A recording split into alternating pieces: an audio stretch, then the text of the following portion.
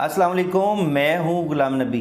Students, अगर आपने किसी भी मेडिकल यूनिवर्सिटी या मेडिकल कॉलेज में एमबीबीएस या बीडीएस के लिए अप्लाई करना है तो हर उस अदारे ने अपने एडमिशन नोटिस के अंदर जो रिक्वायर्ड डॉक्यूमेंट्स होते हैं उनके साथ ही लाजमी लिखा होता है कि आपके जो मैट्रिक और इंटर के जो मार्कशीट्स हैं वो लाजमी आईबीसीसी अदारे से अटेस्टेड होनी चाहिए। फॉर एग्जांपल, मैं आप लोगों को नम्स की वेबसाइट पर लेकर चलता हूँ। यहाँ पर देखें तो नम्स की वेबसाइट के ऊपर 2024 के जो एमबीबीएस के एडमिशन हो रहे हैं उसके बारे में उन्होंने वाजिया तौर पे रिक्वायर्ड डॉक्यूमेंट्स के अंदर लिखा हुआ है कि आपके जो डॉक्यूमेंट्स हैं वो लाजमी अटेस्टेड होने चाहिए आईबीसीसी अदारे से।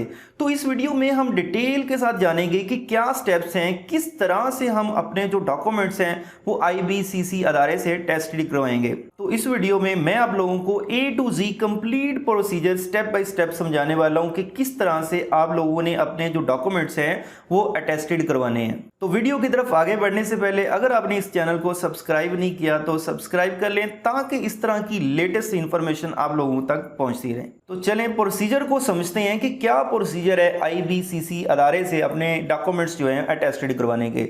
तो स्टूडेंट्स, जो ये प्रोसीजर है ये 2 फेज के ऊपर मुश्तमिल है। एक फेज ये है कि आप लोगों ने अपने जो डॉक्यूमेंट्स हैं वो वेरीफाई मतलब अटेस्टेड करवाने अपने मुतल्लिका बोर्ड से, और दूसरा जो फेज होगा वो अपने डॉक्यूमेंट्स अटेस्टेड करवाने आईबीसीसी अदारे से।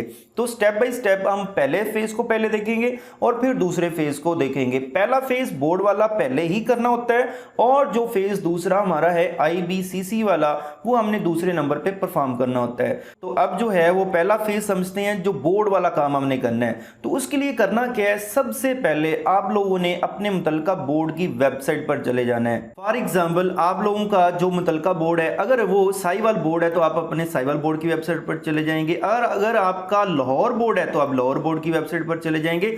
जो भी आपका मुतल्लिका बोर्ड है सबसे पहले तो आपने अपने मुतल्लिका बोर्ड की वेबसाइट पर चले जाना है। उसके बाद क्या करना है जी, अगर आपका बोर्ड जो है वो साहिवाल है तो आप उसकी वेबसाइट पर आएंगे तो यहां पर आपको ये देखें ऑनलाइन सर्विसेज का एक लिंक मिल रहा है। आपने सिंपल इसके ऊपर क्लिक करना है और जैसे ही आप इस पर क्लिक करेंगे तो ये पेज जो है वो आपके सामने आ जाएगा और आपसे कुछ रिक्वायर्ड इंफॉर्मेशन हासिल करेगा। वो सबसे पहले आपका जो है वो रोल नंबर पूछा जा रहा है, उसके बाद आप अपने क्लास जो है वो सिलेक्ट करेंगे, उसके बाद ईयर सिलेक्ट करेंगे किस ईयर में आपने मैट्रिक जो है वो पास की है, उसके बाद जो है वो आप सेशन को सिलेक्ट करेंगे और फिर सर्विस कौन सी लेनी है ऑनलाइन सर्विस में से। तो यहां पर देखें ये आपके पास है अटेस्टेशन ऑफ डॉक्यूमेंट्स, इसको आप सिलेक्ट करेंगे और गेट रिकॉर्ड के ऊपर आपने क्लिक कर देना है। जैसे ही गेट रिकॉर्ड पे आप क्लिक करेंगे तो आपके सामने जो है वो आपकी डिटेल शो हो जाएगी। इसी तरह अगर आप लोगों का जो बोर्ड है वो लाहौर बोर्ड है, फर्स्ट कर लें जैसे मैंने मैट्रिक जो की है और इंटर जो किया है वो लाहौर बोर्ड से किया है, तो मैं लाहौर बोर्ड के प्रोसीजर के मुताबिक आपको समझा देता हूं। तमाम बोर्ड जितने भी पंजाब के बोर्ड्स हैं सबका सेम प्रोसीजर है जो आप लोगों ने मेरे साथ स्टेप बाय स्टेप जो है वो फॉलो करना है। सबसे पहले अगर आपका बोर्ड जो है वो लाहौर बोर्ड है तो आपने लाहौर बोर्ड की वेबसाइट पर आ जाना है। यहां पर आपको फर्स्ट वन लिंक मिलेगा अटेस्टेशन, आपने सिंपल इसके ऊपर क्लिक करना है तो आपके सामने ये पेज आ जाएगा। जैसे साहिवाल बोर्ड की वेबसाइट हमसे डाटा ले रही थी वैसे ही ये भी वेबसाइट हमसे डाटा ले रही है। तो सेम प्रोसीजर है, हर बोर्ड की वेबसाइट पर आपको अटेस्टेशन का ऑनलाइन का लिंक मिल जाएगा जहां पर आपने इसी स्टेप्स को फॉलो करना है। यहां पर भी डाटा के अंदर आपने एंटर क्या करना है, फर्स्ट वन अपना रोल नंबर, फिर आप सिलेक्ट करेंगे मैट्रिक या इंटर है, फिर आप पार्ट 1 या पार्ट 2 को सिलेक्ट करेंगे, फिर ईयर ऑफ पासिंग जो है वो सिलेक्ट करेंगे और फिर एनुअल या सप्लीमेंट्री था आपका एग्जाम उसको सिलेक्ट करेंगे और फेच डाटा के ऊपर क्लिक कर देंगे। तो यहां पर मैं अपनी इंफॉर्मेशन लिखकर फेच डाटा के ऊपर क्लिक करता हूं।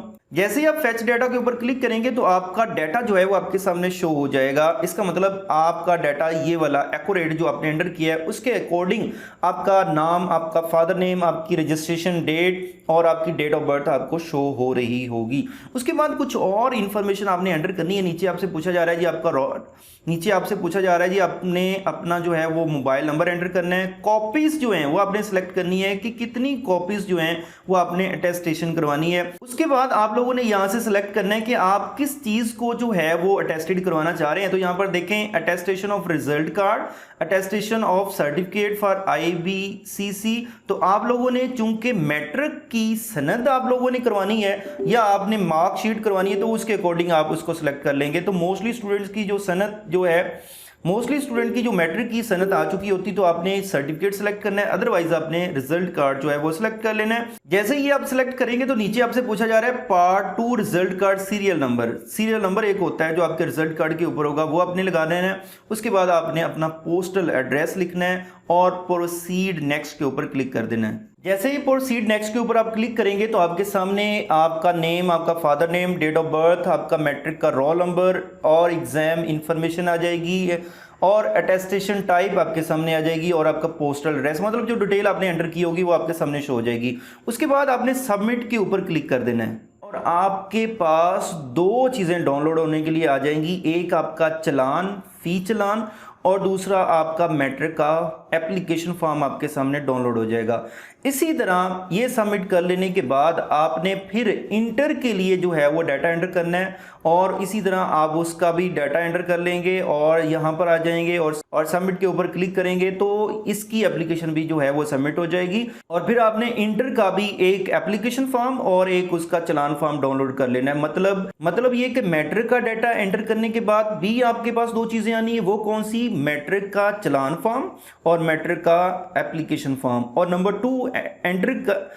2 इंटर का डाटा एंटर कर लेने के बाद फिर आपके सामने भी दो चीजें आनी है, वो कौन सा? इंटर की एप्लीकेशन चलान फॉर्म और इंटर का एप्लीकेशन फॉर्म। मतलब टोटल आपके पास 4 चीज़ें होंगी। अब उनमें आपने करना क्या है, जो चलान फॉर्म होगा वो आपने बैंक के अंदर जाके फ़ी पे कर देनी है जो मुतलका बैंक लिखा होगा और फिर कुछ डॉक्यूमेंट्स लेकर आपने अपने मुतलका बोर्ड में चले जाना है फिजिकली। वो डॉक्यूमेंट्स कौन से लेके जाने हैं यहाँ पर मैं कुछ दिखा देता हूँ। जैसे ये साहिवाल बोर्ड की वेबसाइट के ऊपर ये नोटिस दिया हुआ है कि कौन कौन से डॉक्यूमेंट्स आपने बोर्ड में लेकर आने हैं। ऑनलाइन एप्लीकेशन सबमिट करने के बाद, वहां से डाउनलोड चलान करने के बाद, चलान पे कर लेने के बाद आपके पास चारों चीजें होनी चाहिए। आपकी फी चलान दोनों मैट्रिक और इंटर के जो आपने पे किए हैं और उसके अलावा आपके पास एप्लीकेशन फॉर्म दोनों इंटर और मैट्रिक के, ये 4 चीजें आपके पास ये होनी चाहिए। और उसके अलावा और आपने क्या लेकर जाना है बोर्ड में, ये आपके सामने वो लिखा हुआ है सब कुछ। ओके, तो इसमें पॉइंट नंबर 1 तो यही लिखा हुआ है कि आपने बोर्ड की वेबसाइट पर जाना है, वहां से चलान फॉर्म डाउनलोड करना है और साथ फॉर्म भी डाउनलोड करना है। चलान की जो फी है वो पे कर देनी है और उसके बाद आपने बोर्ड में आ जाना है। अब बोर्ड में साथ लेकर क्या जाना है, यहाँ पर देखें तो लिखा हुआ है दरखास्त फॉर्म के साथ और क्या कुछ आपके पास होना चाहिए। नंबर 1, रिजल्ट कार्ड या सनद की 3 अदद photocopies front and back, matric inter जिन पर उम्मीदवार की तस्वीर वाजिया हो। तो ये देख लें 3 आप लोगों ने क्या लेके जानी है, रिजल्ट कार्ड की कॉपीज लेके जानी है। नंबर 2, शनाख्ती कार्ड और बेफाम उम्मीदवार, मतलब आपने अपना शनाख्ती कार्ड बना हुआ है तो वो लेके जाना है और या फिर आपने क्या लेके जाना है, अपना बेफाम को लेके जाना है। तीसरे नंबर पे लिखा हुआ है 1 अदद जो है वो आपकी तस्वीर होनी चाहिए पासपोर्ट साइज की और वो किसी भी गजटेड ऑफिसर से वो तस्दीक शुदा हो। और लास्ट 1 आपके सामने एक और नोट लिखा हुआ है कि जो भी आपने एप्लीकेशन दी है, जो आपने डाउनलोड किया, वो 90 दिन के अंदर अंदर लाजमी आपने बोर्ड लेकर जाना है। तो ये कुछ चीजें हैं जो आप लोगों ने क्या करनी है, बोर्ड साथ अपने साथ लेकर जानी है। अच्छा जी, 4 वो वाली चीजें और ये जो डॉक्यूमेंट्स लिखे हुए हैं, इन चीज़ों को लेकर आपने क्या करना है, बोर्ड चले जाना है। बोर्ड जाकर आप उन्हें बताएंगे कि मैं इस मकसद के लिए आया हूँ, वो आपसे कुछ डॉक्यूमेंट्स लेंगे, उनको वेरीफाई करेंगे। उसके बाद वो आप लोगों को कह देंगे कि आपकी जो एप्लीकेशन है वो हमने IBCC को फॉरवर्ड कर दी है। कुछ ऐसे बोर्ड्स होते हैं जो आपको एक सील्ड इन्वेल्प देते हैं जो आपने साथ कैरी करना होता है और लेकर जाना होता है IBCC अदारे की तरफ। लेकिन अब मोस्टली जो बोर्ड्स हैं वो ऑनलाइन ही ट्रैकिंग करते हैं। मतलब ये कि जब आप बोर्ड में जाएंगे, अपने डॉक्यूमेंट्स देंगे, उसके बाद उन्होंने कहना है कि आपकी एप्लीकेशन हमने फॉरवर्ड कर दी है, किधर, IBCC अदारे को फॉरवर्ड कर दी है। अब आप लोग हमारी तरफ से ओके हैं।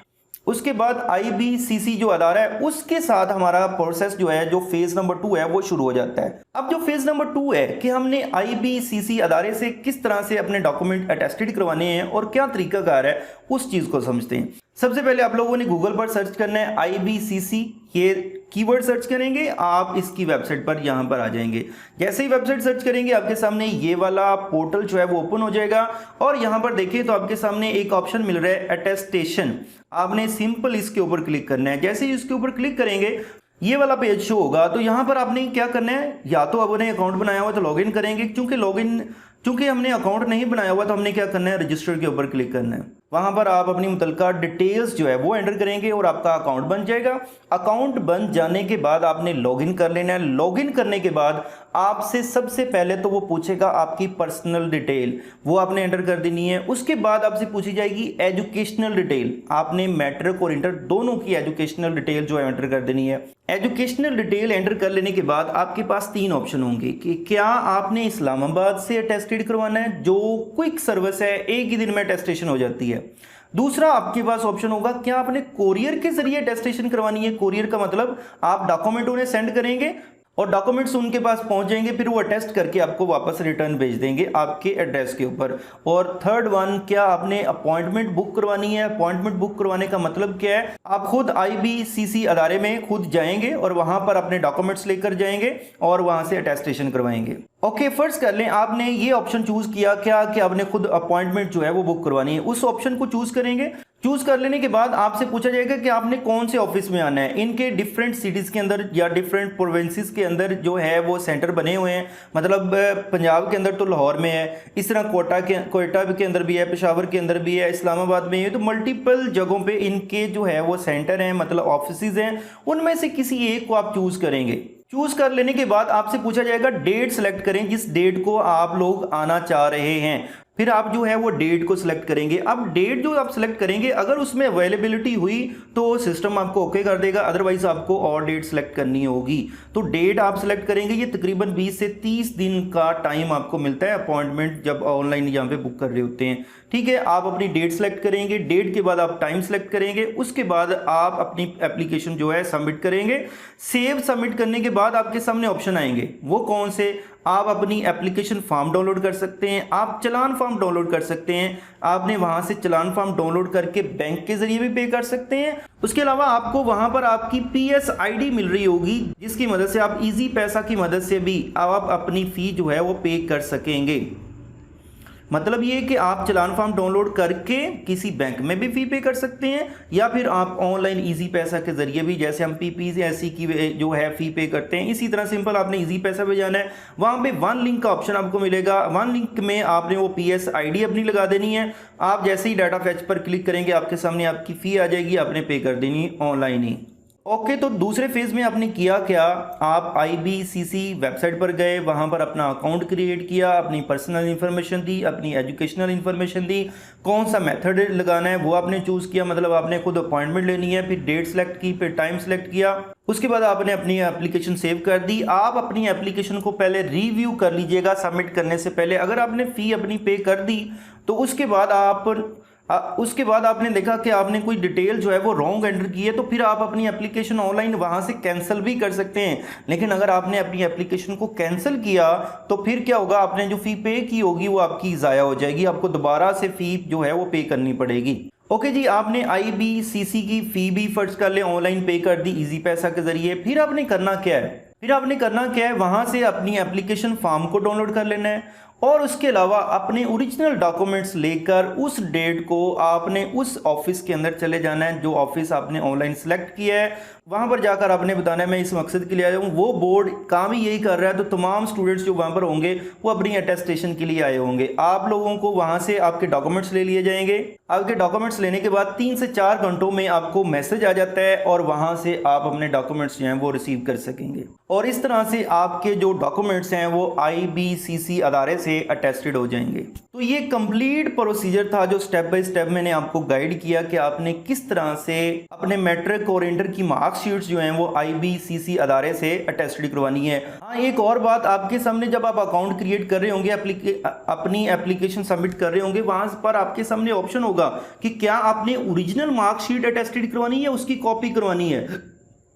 तो आप ओरिजिनल भी अपनी जो है वो मार्कशीट लाजमी आपने अटेस्टेड करवानी है। अगर कॉपीज करवानी है साथ तो वो भी आप बताएंगे कितनी कॉपीज करवानी है, उनके अलग चार्जेस होते हैं। जितनी चीज़ों को आप सिलेक्ट करेंगे उतने जो है वो चार्जेस बढ़ते जाएंगे। तो होपफुली आपको कंप्लीट प्रोसीजर की समझ आ गई होगी। अगर फिर भी आपका कोई क्वेश्चन होगा तो लाजमी कमेंट सेक्शन में पूछिएगा। थैंक यू, अल्लाह हाफिज़।